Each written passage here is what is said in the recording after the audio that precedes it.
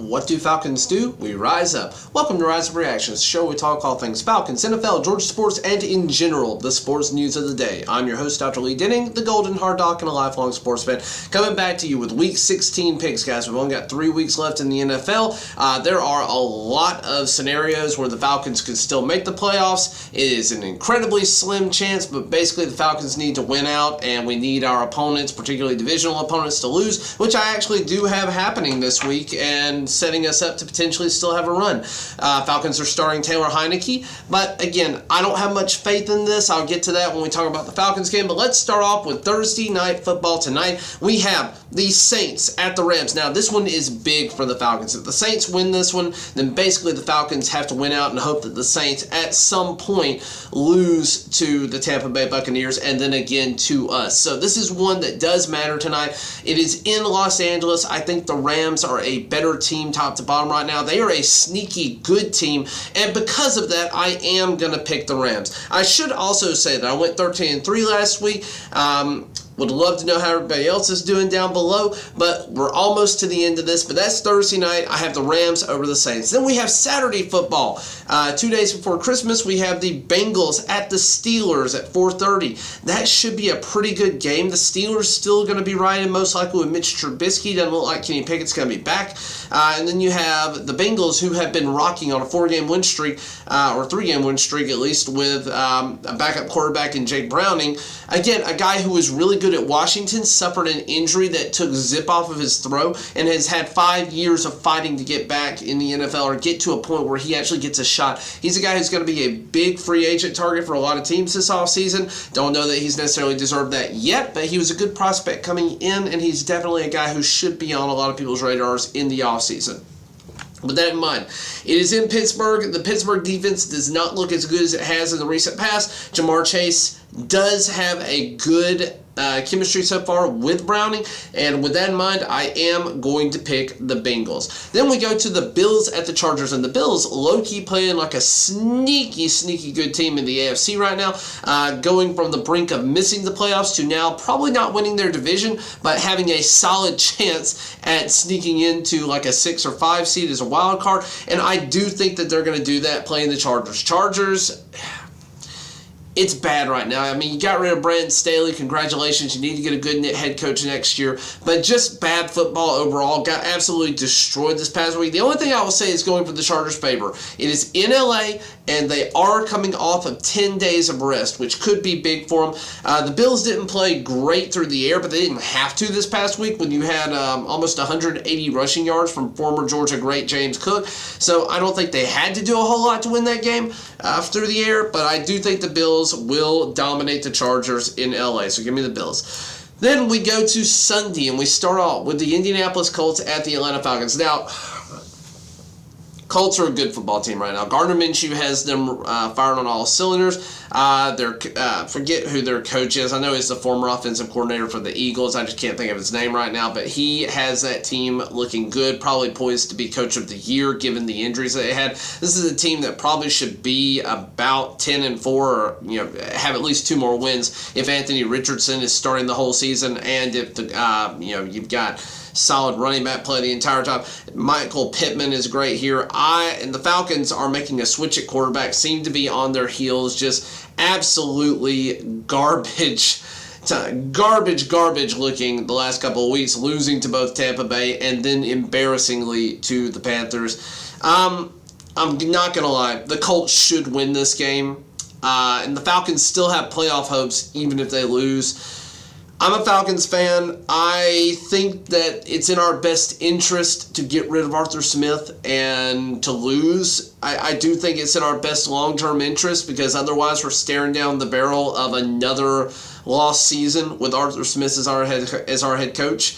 I don't want to end up at 6-11. I just think that's easily where we're headed, or I think 7-10 at best at this point. I do not think we win this football game. I am going to pick the Colts just because I think they're a better football team, but nothing would make me happier than the Falcons to win this game and go on a quick run to make the playoffs and still fire Arthur Smith at the end of the season, because obviously he's not the guy. Regrettably, I am going to pick the Colts here, and I will be happy if the Falcons pull off the upset. Then we go to the Seahawks at Titans. Seahawks beating the Eagles in an incredible finish on Monday Night Football.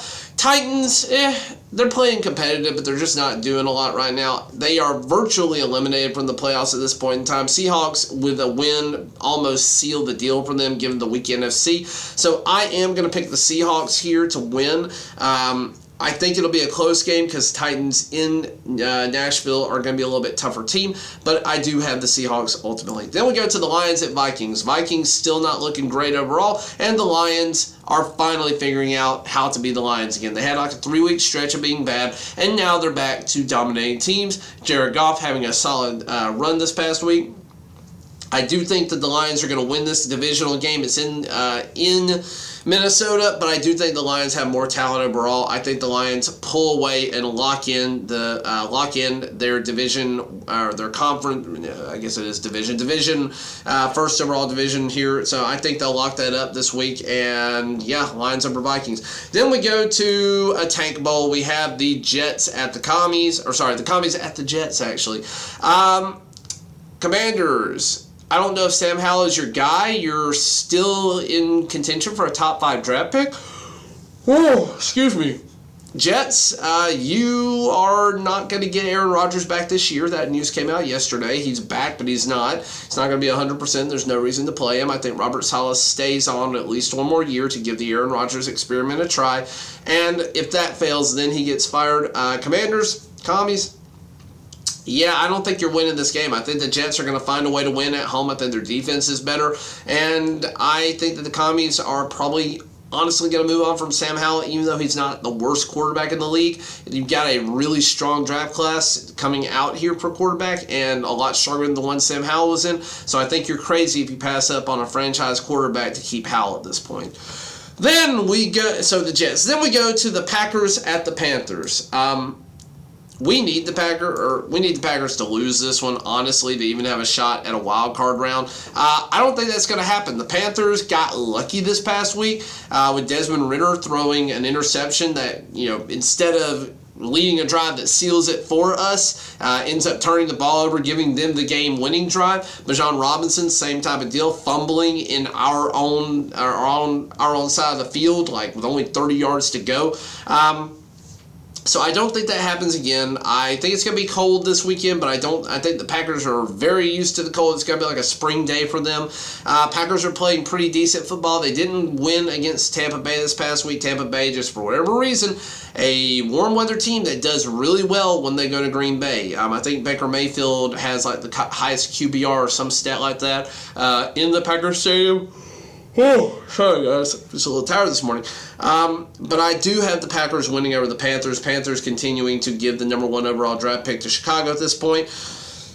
Yeah, that's about it for that one. Then we're going to go to the Browns at the Texans. Now, Case Keenum is most likely going to be starting for the Texans. With that in mind, the Texans still control their own destiny. If they win out, they go to the playoffs. Not even they have a 100% chance of going to the playoffs if they win out. But the Browns, with Joe Flacco, looked pretty decent this past week. Not great, but decent. You have 2 backup quarterbacks that, oddly enough, both played for Denver at one point in time. So this is kind of a rematch of Denver quarterbacks. And then you got the Browns, who have, again, one of the best defenses, if not the best defense in the NFL. Because of that, I do have the Browns winning this game, and I think that would actually lock them in for a playoff spot. I don't think they're going to win their division, but I do think they would get a wild card spot there. So, yeah, give me the Browns over the Texans.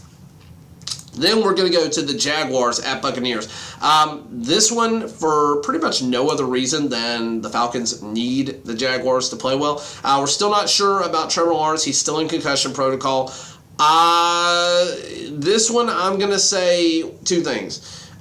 If Trevor Lawrence plays, I'm picking the Jaguars. If Trevor Lawrence doesn't play, I'm going to pick the Buccaneers, regrettably. If the Buccaneers win this game, even with a loss next week to the Saints, I think they still control their own destiny. I'd have to look at the tiebreakers on that one, but I think they control their own destiny or are dependent on what the Falcons do against the Saints. So we really need the Buccaneers to lose this game, but I am going to pick the Jaguars tentatively mostly because I want that to happen. But I don't have a whole lot of faith in that overall. The AFC South has turned into a weird division, a bunch of decent teams with no clear-cut winner. But yeah, give me the Jaguars here for the time being. Then we're going to go to the Cardinals at Bears. I don't have a lot to say about this one. Cardinals, a bad football team. Bears, not a great football team, but they're kind of peaking at a decent time here, or at least getting better at a decent time. I do have the Bears winning this one overall. Justin Fields not playing great, but can run the ball effectively. So yeah, give me the Bears. Then we have what is probably should be Sunday Night Football, but just for whatever reason didn't get flexed there. You have the Cowboys at the Dolphins. Cowboys coming off of an embarrassing loss to the Bills, getting run up and down the field for the tune of about 180 yards to James Cook. The Dolphins, you don't have Tyreek Hill right now. He is still not practicing as of the making of this video. And I do think the Dolphins go as Tyreek goes. And because of that, I'm going to tentatively pick the Cowboys, but if Tyreek Hill plays, this is another one I would switch to the Dolphins. I do think their offense is good. I think the Cowboys should probably find a way to win this game, but I am going to say if the Dolphins get Tyreek back, I'm going to pick the Dolphins. Otherwise, give me the Cowboys in this one, and let's move on. Then we have Sunday Night Football, Twas the night before Christmas, and all that we get is a really crappy game with the last of Bill Belichick. So, Bill Belichick and the Patriots going to the Broncos. This should be a low-scoring affair. The Broncos need to win this game to stay in playoff contention. I do think they managed to do that. Russell Wilson has not been the problem this year. He's been effective overall. He is not looking like the Russell Wilson of old, but he still only has 8 interceptions on the year to 24 touchdowns, which is a solid quarterback year overall. So I do think that they find a way to win. If you take away their first 4 games of the season, first 4 or 5, and just get rid of them, they've been statistically a significantly better team, like a top 12 team. So I do think that they're going to be better than the Patriots, who don't look good and are going to be drafting for the future in the first round. So yeah. Then we have Monday, Christmas Day football all day long. 3 games. We have the Raiders at the Chiefs. Chiefs are struggling right now. They are not doing well at all. They found a way to win this past week, but they're 9-5. The Raiders, I don't think, have any chance of winning this game, but the Chiefs, for the first time in a long time, look like there's a chink in the armor, and I do think that the Chiefs find a way to win this game. It's in Arrowhead, and I think that does favor them. The Raiders somehow are still technically alive in the playoffs, but I don't think it really matters once they lose this game. So I don't think that they are going to win.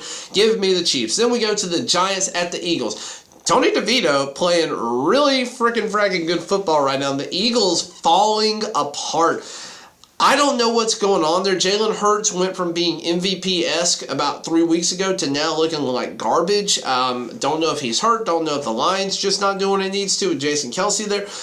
I want to pick the Eagles here, but there's I've got this weird inkling that the Giants are going to do something that upsets the NFL world, but I am still going to pick the Eagles, but I'm going to put everybody on notice. It will not surprise me if the Giants find a way to win this game. They have been doing amazing things, finding ways to win games they have no business winning, given how they played early on. And Tony DeVito is an Italian legend right now. But give me the Eagles here. I do think this will be a lot closer than what the line is right now. It's -12 for the Eagles. I would be smashing +12 for the Giants if I was a betting man. Give me the Eagles, though, to win outright. Then we have what should be an incredible football game and maybe a preview of the Super Bowl. We have the Ravens, 11-3, at the 49ers, 11-3. Now, Ravens are the best team in the AFC right now, have the number 1 seed in the AFC. I don't know how they end up faring after this, because the 49ers are the most complete team in football right now, and they do look like they are on a path to the Super Bowl and to a win in the Super Bowl. Brock Purdy playing MVP caliber, having thrown the least amount of times of all starting quarterbacks in the NFL, or at least 32nd among starting quarterbacks. But I think he's second in yardage or second in pass touchdowns. He's got some ridiculous stat. He's only thrown 29 touchdowns, 7 interceptions. McCaffrey is the heart and soul of this offense. 244 carries for almost 1,300 yards and 13 rushing touchdowns. That doesn't even touch his receiving touchdowns. And then Brandon Ayuk has over 1,000 yards on about 60 receptions and 6 touchdowns. You have Deebo Samuel, you have George Kittle. There are just so many weapons on this team. And the Ravens they live and die by Lamar Jackson.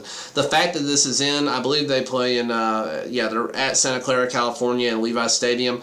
I'm going to pick the 49ers, but it would not surprise me if the Ravens found a way to win this one on the back of Lamar Jackson, but it's going to require him to do it. Thank you guys for watching, for liking, sharing, and subscribing. Thank you to the 204 of you as of the making of this video who have subscribed to me. It means the world to me. My goal for this season has been 500 subscribers by the end of the 2023 season. That is coming to a close in 3 weeks. If we extend it out to the Super Bowl, it's a little bit longer. I don't think I'm going to hit that goal, but I am so thankful to the 200 plus of you who have subscribed to me so far. It means the world to me and gives me the energy to keep this channel going, to see how much we can get and see what kind of community we can build. Thank you to everybody. Thank you to my Falcons fans. I'm so sorry I'm not picking us this week. I can't in good faith pick the Falcons as bad as they have looked right now. Nothing would make me happier than the Falcons to go on a win streak, but only if we're going to fire Arthur Smith at the end of that. Thank you for watching, and as always, rise up.